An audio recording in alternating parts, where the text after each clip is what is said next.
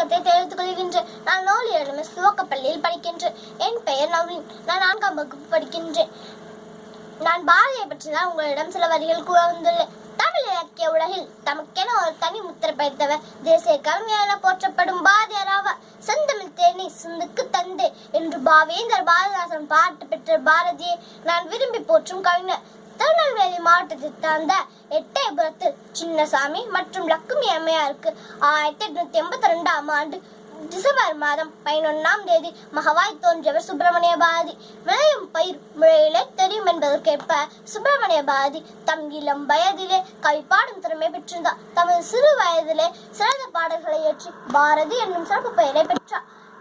தமிழ் இலக்கிய வானில் வெண்ணிலவாய் ஒளி வீசி திகழ்ந்த சுப்பிரமணிய பாரதி தாய் நாட்டின் விடுதலைக்கும் சமூக நீதிக்கும் பெண்ணுரிமைக்கும் முழக்கமிட்டார்.